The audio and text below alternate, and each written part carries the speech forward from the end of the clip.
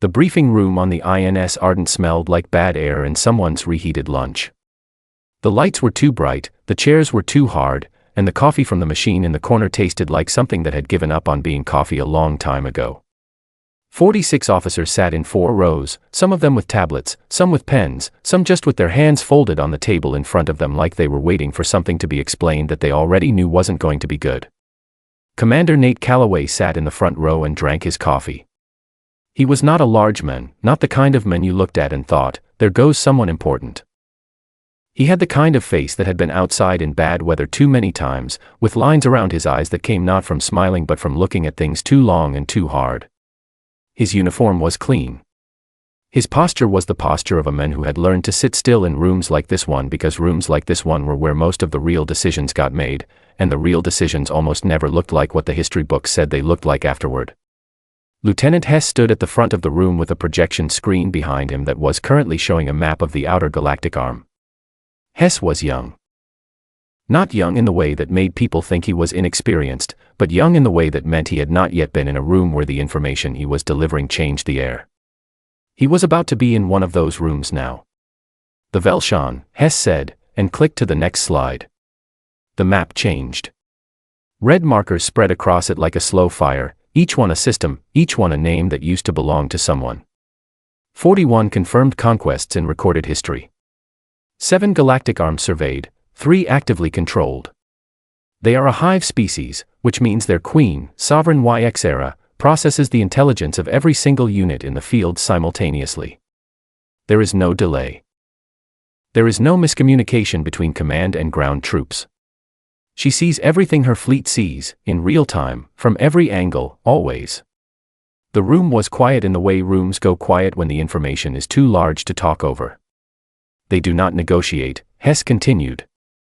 They have never once, in 41 documented conquests, offered terms or accepted them. The 4 civilizations that surrendered early were absorbed into the hive work structure. The 8 that chose to fight fully were, he paused, not for effect but because the next word was one he was still getting used to. Gone. Kara Holt, sitting in the 3rd row, was doing math in the margin of her tablet. Not notes about the briefing. Actual math. She did this when she was scared. She had been doing math in the margins of things since she was 9 years old and the world started presenting her with problems that didn't have clean answers. The math was never related to the fear. It was just something her hands needed to do so her face didn't have to show anything. Dion Price sat at the back. He was not taking notes. He never took notes. He had a way of listening that was so complete and so still that people who didn't know him sometimes thought he wasn't paying attention. He was always paying attention. He was paying more attention than anyone else in the room. He was listening to the spaces between what Hess was saying, which was where the real information lived. We are currently on a pre-deployment briefing, Hess said. The INS Ardent will be moving into Velshan border space within 48 hours. Our mission is classified as reconnaissance presence, which means... It means they know we're coming and we know they know, Calloway said, without looking up from his coffee. Hess stopped. Sir, the classification is... I know what the classification is. Keep going. Hess kept going. He talked for another 12 minutes about fleet configurations and known Velshan attack patterns and the 3 species who had managed to hold border space against them for more than a standard cycle before eventually losing it. He talked about signal frequencies and the difficulty of intercepting Velshan communications because the hive broadcast was not a signal in any way human technology had been built to read. It was more like weather, something you were inside rather than something you pointed a dish at. Then he got to the last slide. He clicked to it, and the room changed. It was a single intercepted transmission. The origin point was marked as a Velshan diplomatic archive, which by itself was strange, because the Velshan did not have a diplomatic archive in any sense that the word diplomatic was meant to suggest. They had a record system. They catalogued what they found before they consumed it. That was what their archive was. This transmission was not addressed to a government. It was not addressed to a fleet, or a species council, or an allied power. It was addressed to a name. Nate Calloway. The room went very quiet. Not the earlier quiet, which had been the quiet of people processing difficult information. This was the quiet of people who had just felt the floor move. Hess cleared his throat. This was intercepted 14 months ago. Command held it pending verification of authenticity before. It's real, Calloway said. He said it the way he said most things, flat and without decoration, like a man reading a number off a gauge. Sir, verification protocols are still. It's real. Move on. Hess moved on. He explained, in the careful voice of a man who was not sure what he was standing next to, that the Velshan Queen had never once in 41 documented conquests initiated contact with a single individual of any species. Every communication the Velshan had ever made was directed at governments, at fleet commands, at collective bodies. The idea that the Queen had addressed a person by name was without precedent. It implied, Hess said, reaching for the most neutral language available to him, that the sovereign was aware of Commander Calloway in a specific and deliberate way. She knows my name, Calloway said. That's what it implies. He drank the last of his coffee. That's the job. Nobody else in the room spoke. Kara's pen had stopped moving in her margin. Dion was looking at his hands, which he almost never did. The 43 other officers were looking at the back of Calloway's head with the expressions of people who had just realized they were in a room with someone who was being watched by something that did not watch people. After the briefing ended and the room emptied, Kara caught up to Calloway in the corridor outside. 14 months, she said. Yeah. They've had your name for 14 months and Command told us 48 hours ago. Yeah. She walked beside him. The corridor hummed with the low sound of the ship's engines, which was the sound of the ardent thinking, which was the sound of several thousand tons of metal doing the math of moving through space. Kara understood that sound better than almost anyone on the ship. She had fixed 3 parts of the engine system that the manual said could not be fixed without a full port stop. Are you going to tell me what the transmission said? She asked. The content. Not just the address. Calloway was quiet for a moment. It said she's been watching. Kara waited. That's it, he said. 3 words, in English. She's been watching. Kara thought about that. She thought about a hive intelligence that saw through thousands of eyes across 3 galactic arms, that processed battle data in real time from 41 civilizations worth of experience, that had never lost, not once, not ever, and had learned to write 3 words in a language that was not hers and sent them to one man on a ship that was, in the scale of the galaxy, barely visible at all. 8 minutes, she said. He looked at her. If we hit contact early, I can have secondary shields at 140% in 8 minutes. Just so you know. He nodded. I know. She went back to her station. He went to his quarters. He stood at the small window that looked out at open space, which looked like nothing, which looked like the exact and total absence of everything, and he thought about a number. 41. He was counting something no one else in that briefing room had been counting. He already knew what number came next. The INS Ardent dropped into Velshan border space at 0400 ship time, which was the hour when the corridors were mostly empty and the lights ran at half power and the ship made sounds it didn't make during the day shift, small sounds, settling sounds, the kind of sounds that large objects make when they think nobody is listening. Calloway was already awake. He walked the lower decks in the half-dark.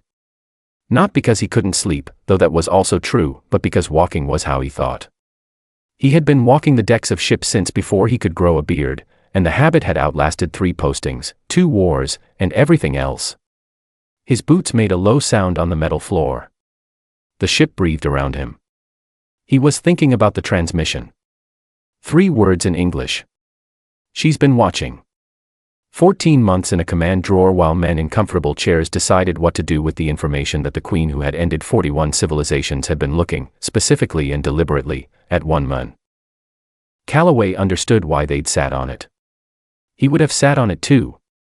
There was no good response to that information. There was only the choice between pretending it wasn't there and walking toward it. He had always been better at walking toward things. Up on the bridge, Dion Price was at his signal station 4 hours before his shift started. He was not doing anything that looked like work. He was sitting very still with his headset on and his eyes on the middle distance, which was where he looked when he was listening to the space between signals. The hive broadcast was not a signal in any standard sense. It was ambient. It was environmental. It was the way the Velshan filled space, the way a smell fills a room, not coming from one place, just present everywhere at once. Dion had been trying to read it for 3 weeks. He was starting to think it read more like weather than language. Like something you were inside, not something you translated. At 0611, he heard something change. Not in the signal. In the absence of it. The hive broadcast, which had been a low constant pressure on his sensors since they crossed the border, went still. Not off. Not gone. Still. The way a room goes still when everyone in it stops talking at the same moment. He pulled off the headset. Looked at his board. Ran the sensor sweep. 400 ships. He ran it again. 400 Velshan ships in a formation that covered more space than the Ardent could see on a single scan, arranged in a pattern that was not an attack formation and was not a defensive formation and was not anything in any tactical library he had ever accessed. They were simply there. Across the dark. Not moving. He pressed the ship-wide comm. "Bridge crew to stations," he said, in the calm voice he used when things were already past the point of sounding calm doing any good. Kara arrived on the bridge pulling her jacket on, hair not done, moving with the specific speed of someone who has learned the difference between the kinds of alarms. She looked at Dion's board and ran her own sweep. She got the same number. She ran it a third time. "That's wrong," she said. "It's not wrong," Dion said. 400 ships don't just sit in open space like that. They're in no formation I've ever seen. Why aren't they moving? Why are they? The comm opened. Every channel. Every frequency. The sound that came through was not a voice in any way that the word voice was meant to describe. It was more like the idea of a voice, like something that had learned what voices were for and decided to produce one, and the result was words that were perfectly clear and came from a place so large and so old that the air around the speakers vibrated slightly with the effort of containing it. Calloway. One word. His name. The bridge went quiet the way a room goes quiet after a very loud sound has stopped, that specific heavy silence that is not peace but its opposite. Calloway came through the bridge door 30 seconds later.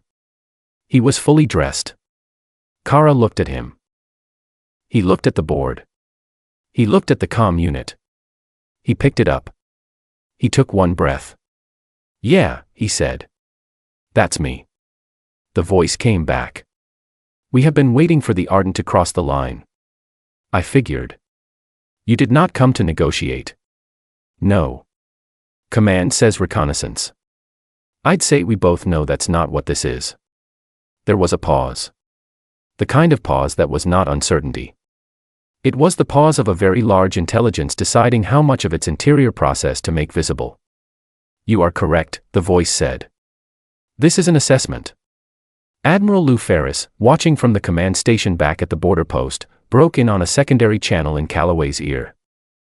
His voice was tight, measured, the voice of a man holding a very large object very carefully. "Calloway. Stand down and wait for the diplomatic team. That's a direct order.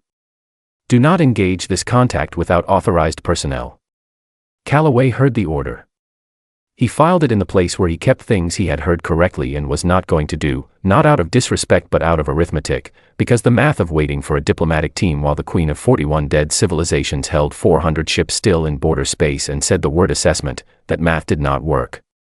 "Acknowledged," he said, to Ferris.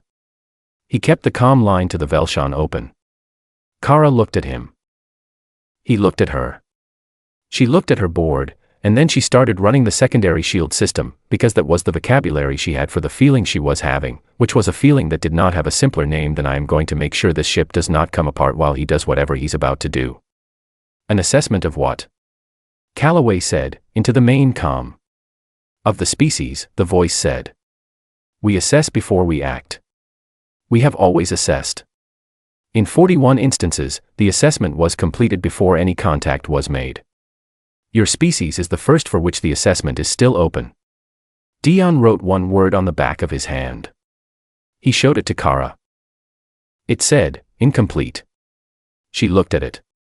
Looked at the board. Looked at the 400 ships that were not moving. "How long has the assessment been open?" Calloway asked. "Since Kepler Ridge," the voice said. The bridge was very still. Kepler Ridge was not in any public file. It was not in any mission record that had been released to standard clearance. It was a place with a different kind of file, the kind stored in drawers that specific people opened when they needed to remember what certain costs looked like. That was 11 years ago, Calloway said. Yes, the voice said. Dion wrote a second word on his hand, under the first one. He did not show it to Kara this time. He looked at it himself. The word was watching. Calloway stood at the comm station with 400 ships in the dark outside and the weight of 11 years on the other end of the line, and he did what he always did when the math was this size. He stayed still. He ran the numbers. He found the next step. What do you need to close it, he said. The answer, when it came, changed the shape of the conversation. A conversation, the voice said. With you. Alone. Ferris came back on the secondary channel so fast the words almost overlapped. Absolutely not. Calloway, you are not to. I'll need 10 minutes to set up a secure channel, Calloway said, to the Velshan. We will wait, the voice said, in the tone of something that had been waiting for 11 years and found the concept entirely manageable. Calloway set down the comm. He looked at Kara.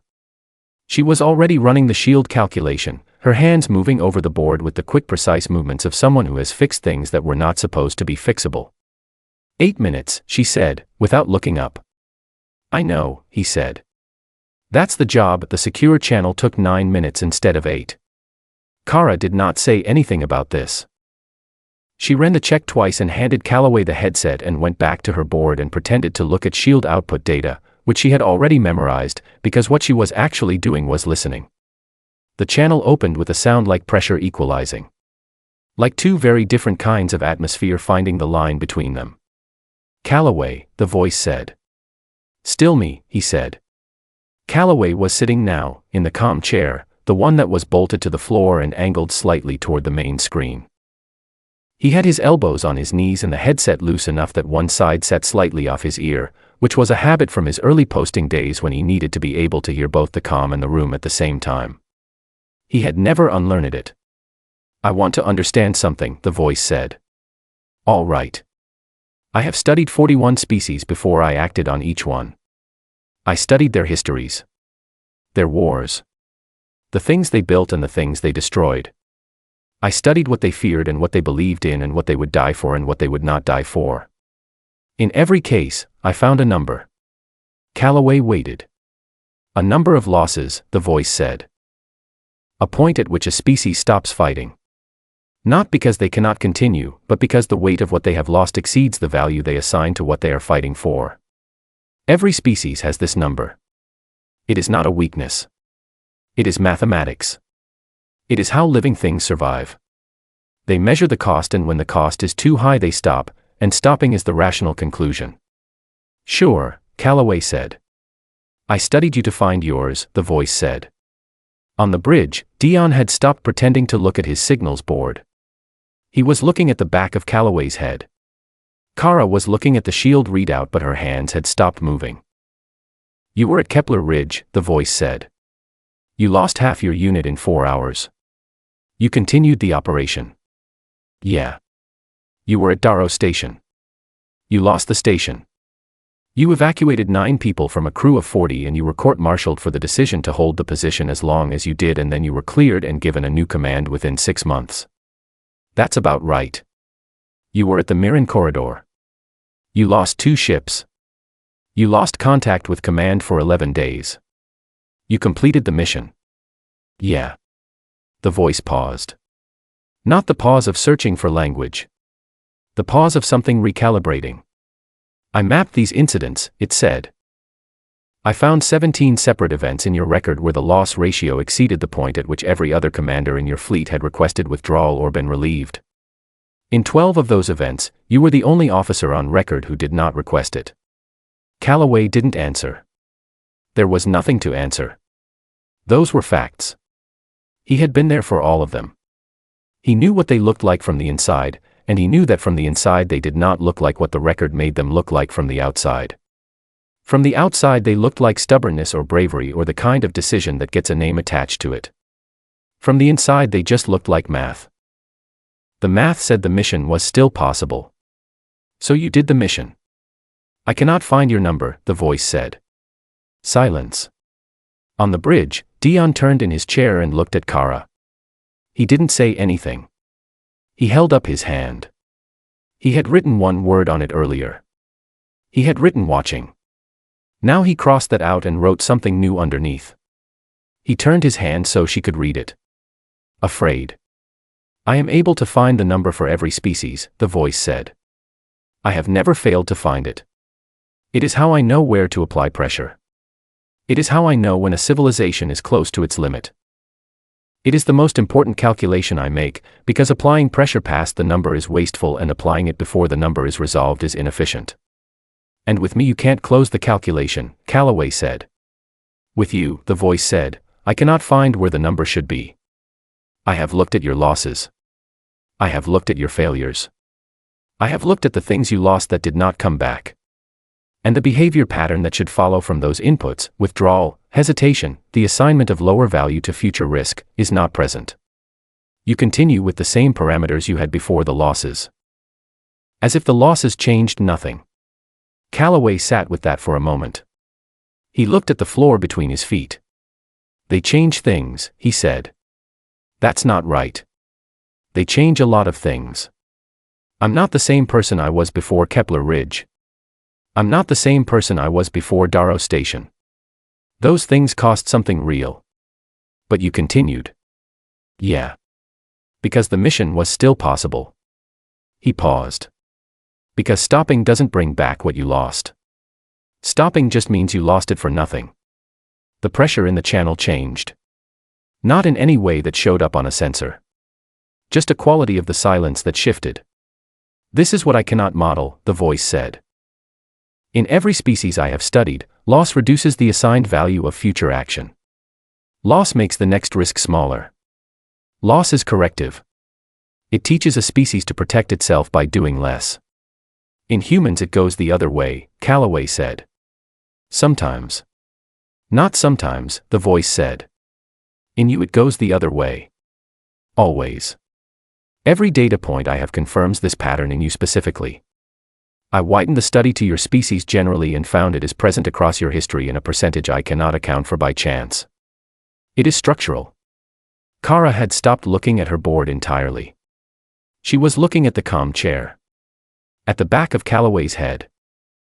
At the man sitting with his elbows on his knees talking to the thing that had ended 41 civilizations as if they were two people working through a math problem on a quiet afternoon. You came out here for this, Calloway said. Not to assess the fleet. Not to position for an attack. You came out here because you needed to understand the number before you could proceed. Yes. And you still don't have it. No, the voice said. I do not. And I need to understand why before I can close the assessment. Calloway leaned back in the chair. He looked at the ceiling of the bridge, which was the same gray as every ceiling on every ship he had ever served on, the same gray as the sky at 0400 over bad terrain, the same gray as the future when you had run the numbers and the numbers were honest and you went anyway. Because I don't have one, he said. The line was quiet. The number, he said. You can't find it because it isn't there. It's not that it's hidden. It's not that I've set it high.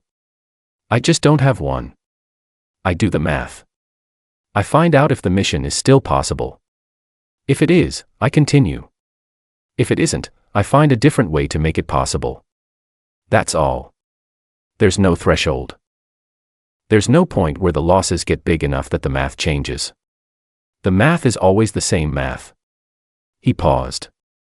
That's not bravery, he said. I know what it looks like from the outside. It's not that. It's just arithmetic. I pick up the pieces that are left and I count what I still have and I look at what still needs doing and I do it. The channel was very still.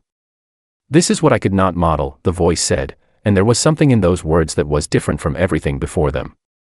Not emotional, exactly. Something closer to the sound of a very old certainty discovering that it has an edge. Dion looked at his hand. He crossed out afraid. He wrote something new.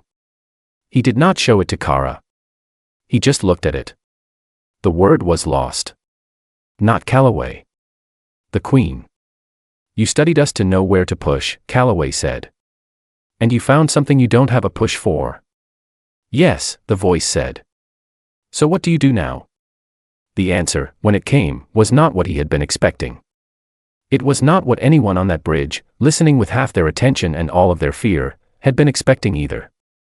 I think, the voice said slowly, like something enormous changing direction, that I need to tell you about what is coming. What was coming had no name yet. Not in any language the galaxy had developed. The Velshan had 4 words for it in their hive language, and none of them translated cleanly. The closest HFY could get in English was something like the Old Dark, which was not a great translation but was accurate in the way that matters. It told you how to feel about the thing before it told you what the thing was. Calloway listened for 40 minutes without interrupting. The Velshan had found the first trace of it 17 years ago, in a system beyond the outer arm where 4 species had simply stopped transmitting over the course of 8 months. Not destroyed in any way that left wreckage. Not moved. Not conquered. Just stopped. The Velshan had sent an assessment team. The assessment team had found the systems intact, planets, stations, infrastructure all in place, with no occupants anywhere. Not dead. Not fled. Just absent, as if the species had been lifted out of their own existence the way you lift a word off a page and leave the paper blank. HFY had flagged this as a priority concern. She had begun redirecting assessment resources. She had, over the following decade, found 7 more systems with the same signature. Same pattern. 8 months of declining transmission, then silence, then nothing. No wreckage.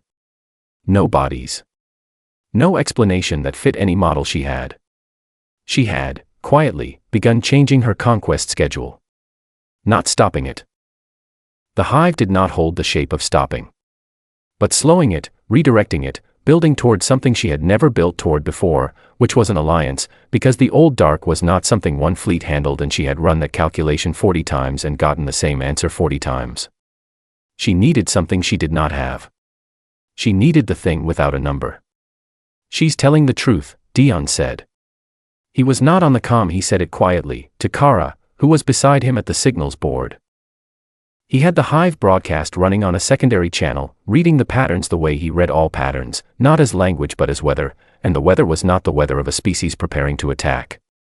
It was the weather of something afraid in the specific way that things are afraid when they are afraid for a reason that is real and large and has been growing for a long time. Kara ran 3 different threat assessments on the fleet outside. All 400 ships. She looked at the results. She looked at them again. They're not in attack configuration, she said. They haven't been since we crossed the border. I thought it was a patience thing, like they were waiting for us to make a move first. But they've been in the same formation since we arrived. It's not a combat pattern. She stopped. It looks like a listening formation. Yeah, Dion said. They came out here to talk. They came out here because she needed to understand something and couldn't understand it from a distance. Kara looked at the comm chair where Calloway was still sitting, still listening, very still in the way that he got still when the information coming in was the kind of information that reorganized things. She went back to the shield calculations. She pushed secondary output to 145%, which was past the recommended threshold and which she had quietly established was still within the safety margin she had calculated herself when she rebuilt the secondary system after Darrow Station. Nobody had asked her to recalculate the safety margin. She had done it because the manual was wrong and she knew the manual was wrong and living with a wrong number in a critical system was not something she was able to do.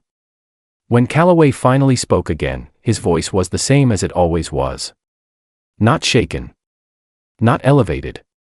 The same flat tone he used to read numbers off a gauge. You want an alliance, he said. I want a border, the voice said. A line. A recognition that on this side there is the hive and on that side there is your species and neither side crosses it, and both sides are free to prepare for what is coming. You've never made a border with anyone. No. The galaxy knows that. Every species in the known systems knows that the Velshan have never acknowledged another civilization as something you don't eventually absorb. Yes, the voice said. This is why the border must come from you. Calloway was quiet for a moment. You need us to propose it. If I propose it, the galaxy interprets it as a tactical pause. A delay. They have seen tactical pauses before. They know what tactical pauses look like, and they know that tactical pauses end. But if a human commander proposes it, and if I accept, the calculation changes. The galaxy will ask why the Velshan accepted a border from humans when they have never accepted any such thing. And the answer will be visible. Because something scared you into it, Calloway said. Because something required it, the voice said, with a precision that was the closest thing to correction that did not sound like being corrected. I do not scare. But I do calculate. And the calculation is clear. Ferris broke in on the secondary channel. He had been listening to all of it. His voice, which had been tight earlier in the way of a man holding something very carefully, was now the voice of a man who had put the thing down and was standing back from it and looking at it from a distance. Calloway, he said. Admiral. This is above my authorization level. This is above your authorization level. This is above my authorization level and the authorization level of 3 people above me and possibly 4. Yeah, Calloway said. You understand I cannot sanction this. I understand. I cannot sanction this, and I also cannot give you a direct order not to do it, because if I give you a direct order not to do it and you are right and I am wrong, then we both live with that outcome. Silence on the secondary channel. The specific silence of a man who has been in the field and knows what it looks like when the person you trust with the thing is the one looking at the thing. Do the math right, Calloway, Ferris said. And then the secondary channel went quiet. Calloway looked at the floor. He counted something.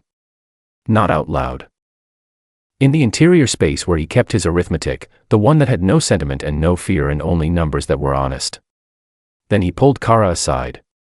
3 steps left of the comm chair, which was as close to private as the bridge got. You know what you're doing, she said. Not a question. Yeah. And if this is the move where they fold the nice one into the conversation first and 400 ships become a wall the second we show trust. She's not lying, he said. She doesn't have the capacity for it. The hive doesn't hold the shape of it. She told us that herself. Kara looked at him. She had a very specific expression for the moment when she had finished running calculations and arrived at an answer she didn't like but could not argue with. It was not an unhappy expression. It was just an honest one. 8 minutes, she said. I know. I can have. I know, Kara. She went back to her station. She pushed the shields to 147%, which was significantly past the manual threshold and was, she had privately calculated, exactly the number that mattered. Calloway sat back down at the comm chair. He thought about Kepler Ridge. He thought about Darrow Station. He thought about 11 years of something watching him from a direction he hadn't known to look. He thought about 8 systems beyond the outer arm with no bodies and no wreckage and no explanation that fit. He thought about the mission being possible. That was always the question. Not is this safe? Not is this approved? Is the mission still possible? He picked up the comm. I'll propose the border, he said. With conditions. You share everything you have on the old dark. Every system. Every data point. Full disclosure to the human fleet. Yes, the voice said immediately, in the tone of something that had been waiting to say yes for a long time. And the border is real. Not a pause. If we find evidence of Velshan fleet movement across the line in the next 5 years, the deal dies. Yes. Then we have an agreement, Calloway said. Dion wrote one word on his hand. He looked at it for a long time. Then he put his pen away and turned back to his board. The word was 42. The count that was not a conquest. The first number in YXera's history that meant something different than all the others. The Galactic Council chamber on Varan Station was built to make everyone inside it feel both significant and small at the same time. The ceiling was high enough that the upper section disappeared into soft light. The floor was a dark material that reflected the faces of the people standing on it in a blurred, underwater way. The seats curved in a ring around a central platform, and the seats were full, 40 species represented, some in atmospheric suits, some in the standard envirofield that the station provided for beings who breathed things that were not oxygen, one delegation in a water tank that ran on wheels that squeaked slightly on the polished floor. Calloway was in the back of the observer gallery. He had a cup of coffee from the station vending machine, which tasted worse than the coffee on the Ardent, which had set a fairly low benchmark. He was wearing his dress uniform, which he had pressed that morning in the small cabin he'd been assigned. He had his hands around the cup and he was watching the platform and he was thinking about very little, which was the thing he did when the thing in front of him was already in motion and no longer needed his hands on it. Kara was 3 rows ahead of him, sitting next to Dion. She had her tablet out. She was doing math in the margin. Dion had the harmonica in his pocket. He always had it in his pocket. He had never played it in front of another person on the ship. He played it alone, in the signals room, at 0200, when the rest of the crew was asleep and the ship was just sound and dark. He didn't know Calloway knew about it. Calloway had known about it for 2 years. Admiral Ferris was in the official observer section on the other side of the gallery. He was in full dress uniform, all 3 stars, sitting very straight in the way of a man who has decided how he is going to carry himself for the duration of an event and is carrying himself that way. He had Calloway's file in his office back on the border post, in a drawer that he opened sometimes, not often, just when he needed to look at something that reminded him what the math looked like when a person did it honestly. He had opened the drawer that morning before coming here. The chamber filled slowly. Species that had not been in the same room in decades. Species that had not been in the same room ever. The Velshan were not present physically, the hive did not travel that way, did not reduce itself to a single body in a chair, but there was a transmission node on the platform that had been installed 3 days ago, a smooth dark column that stood at the center and broadcast a faint signal that Dion had identified as the hive's ambient frequency, which meant HFY was present in the way that HFY was always present, everywhere and nowhere, in the signal that filled the space the way a smell fills a room. The council chair, a tall blue-scaled being from a system near the inner arm, called the session to order. The agenda had been distributed. Everyone in the room had read it. The agenda said, presentation by Velshan Sovereign on Outer Arm Threat Assessment, followed by proposal of the Calloway HFY Border Accord for full council ratification. The Calloway HFY Border Accord. His name was already on a document that was going to be ratified by 40 civilizations. He had read the draft 3 times. He had not felt anything in particular about it. It was a piece of paper that described an agreement between 2 parties who had both run the math and arrived at the same place. That was what agreements were. That was what this one was. He drank his bad coffee. HFY spoke through the transmission node and the voice came from everywhere and nowhere the same as it always did. She covered the threat data in 40 minutes. She was thorough and direct in the way of something that had never learned to soften information, because softening information made the information less accurate and less accurate information was a kind of failure she did not accept. She showed the 8 systems. She showed the pattern of disappearances. She showed the timeline, which was not a timeline that permitted delay. The chamber was very quiet. A representative from the Korath delegation raised a formal question about the credibility of Velshan intelligence given their history with the civilizations in this room. It was a fair question. The voice said so. Then it answered the question with 30 data points and the room went quiet again in the specific way of a room that has run out of objections. Then HFY covered the border accord. The terms. The conditions. The disclosure agreement on outer arm data. She described the logic of the alliance in the same flat analytical language she used for everything, and the chamber absorbed it the way you absorb very large numbers, not all at once, but piece by piece until the full size of the thing becomes visible. Then she stopped. The chamber waited. There was a pause that was not about searching for language. There is one more thing I want to say, the voice said. It is not part of the formal agenda. It is not required for ratification. I am saying it because the galactic record should contain it accurately. Calloway looked up from his coffee. In 41 assessments, the voice said, I have never changed my calculation based on the behavior of a single individual of any species. The hive does not assign that level of significance to individuals. Individuals are components of a larger system. Their behavior is meaningful only as data about the species as a whole. I have never encountered an exception to this. In the observer gallery, Kara's pen stopped moving. Dion put his hand in his pocket, found the harmonica, and left it there. I encountered an exception, the voice said. The chamber was the kind of still that has nothing to do with quiet. I studied him for 11 years. I studied his losses and his failures and the places where the math should have told him to stop. I found no number. I widened the study to his species and found the same pattern. And this is why I changed my calculation. Not because a fleet threatened me. Not because of a weapon or a strategy or a political pressure. Because of what I could not model. Because of what he does not have. The voice said his name. Nate Calloway. Both syllables of his first name and the long rolling sound of his last name, said by the thing that had never once, in 41 civilizations, said the name of an individual as anything other than a variable in a calculation. Every species in that chamber turned to find him. 40 delegations. Ambassadors in atmospheric suits and envirofields and the wheeled water tank. The council chair. The official observers. Every face, every visual receptor, every sensor unit oriented to the back of the observer gallery where a man in a dress uniform was holding a cup of bad coffee. He did not stand up. He did not nod to the room. He did not do anything that the moment seemed to be asking for, because the moment was asking for performance and he had never done that, not once, not at Kepler Ridge and not at Darrow Station and not in any of the 17 incidents in his record where the loss ratio exceeded every threshold that existed, because performance was for people who needed the room to understand what they were doing. And he had never needed that. He looked at the transmission node at the center of the chamber floor.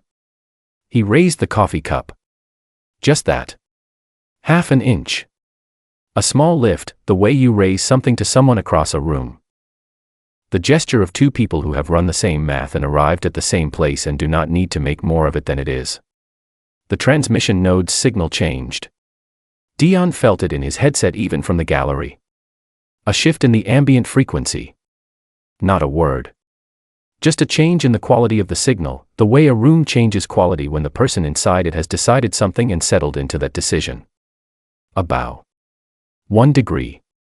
The first time, in recorded galactic history, that the Velshan Queen had inclined her signal toward a single individual. Kara leaned over to Dion. Very quietly. The way she said things she didn't want to give too much space to because they would take up too much space if she let them. I gave him 8 minutes, she said. He always needs more. Dion smiled. Not big. Just the corner of his mouth. He took the harmonica out of his pocket and looked at it and put it back. He turned back to the chamber, where 40 civilizations were in the process of understanding something they did not yet have the language for, which was the specific sensation of seeing the thing that the Queen of 41 Conquests had found, across 11 years and 17 impossible data points and one man with bad coffee and no breaking number. Humans kept going. Not because they were strong. Not because they were fearless. Not because they had some gift that other species lacked. But because they counted what was left and looked at what still needed doing and they did it. Over and over. Every time. Ferris, across the gallery, opened the drawer in his mind where he kept Calloway's file. He left it open. That was enough.